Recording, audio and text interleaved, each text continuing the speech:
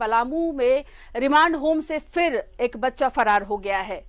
कल 3 बच्चे remand home से फरार हो गए थे। खिड़की का रॉड तोड़कर फरार हुए हैं बच्चे। चारों बच्चों की तलाश में पुलिस जुट गई है और हमारे संवाददाता तो खिड़की का रॉड तोड़कर एक बच्चा रिमांड होम से बाहर चला गया है, भाग गया है। कल भी ऐसी खबर आई थी कि कुछ बच्चे रिमांड होम से फरार हो गए थे और आज फिर से ये खबर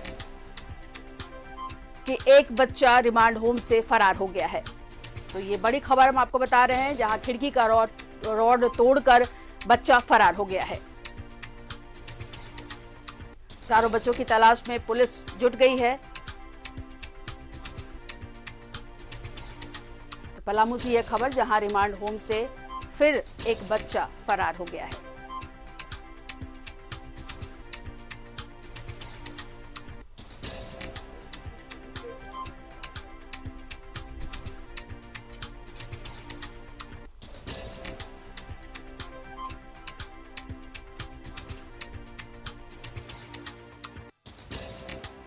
होम से फिर एक बच्चा फरार हो गया है। कल 3 बच्चों के फरार होने की खबर आई थी और आज फिर से एक बच्चा फरार हो गया है।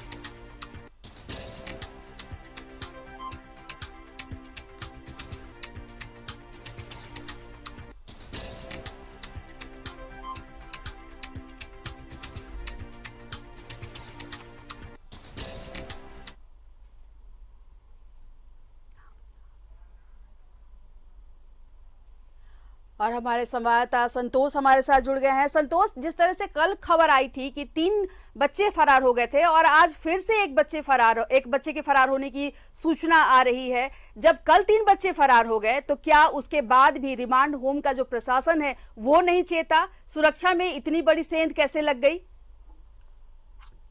जी बिल्कुल, जिस तरीके से कल 3 बच्चे जो फरार हुए थे, खिड़की के जो रोड है उससे तोड़ के फरार हुए थे, उसके बाद भी स्थानीय प्रशासन जो थे उनको सूचना दी गई। बाल संरक्षण के पदाधिकारी वहां पे एसडीओ आए और जो जिस तरीके से कल तीनों बच्चे भागे थे वहां उस जगह को बंद किया गया, नाली के द्वारा जो भागे तो उसको बंद किया गया था। लेकिन फिर आज जो कल रात को जो फिर एक बच्चा भागा उसी तरीके से, लेकिन दूसरी जगह से वो भागा है।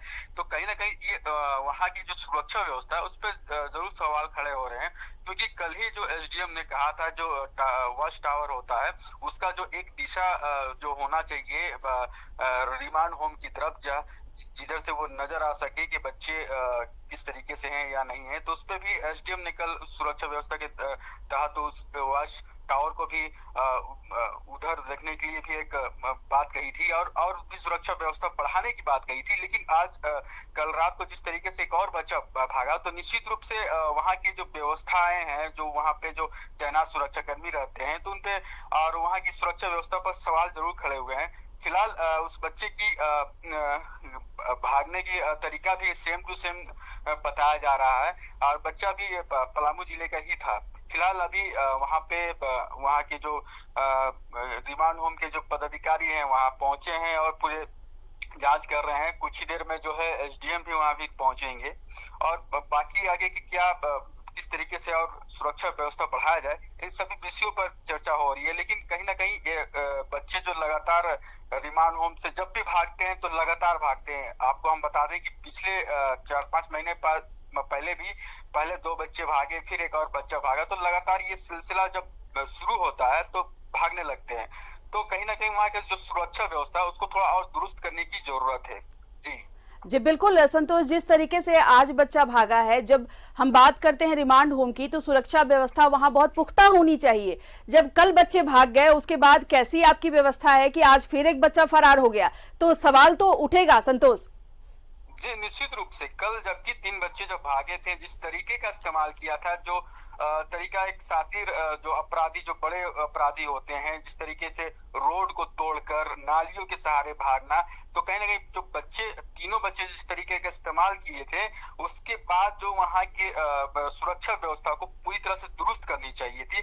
तो कहीं ना कहीं छोटी सी चूक जरूर हुई है वहां पे, जिस तरीके से फिर दोबारा बच्चा वही तरीका आजमाते हुए दूसरे रास्ते से वो फरार हुआ है। जी जी बहुत शुक्रिया संतोष तमाम जानकारी के लिए। तो पलामू की यह खबर हम आपको बता रहे थे, जहां रिमांड होम से आज फिर एक बच्चा फरार हो गया है।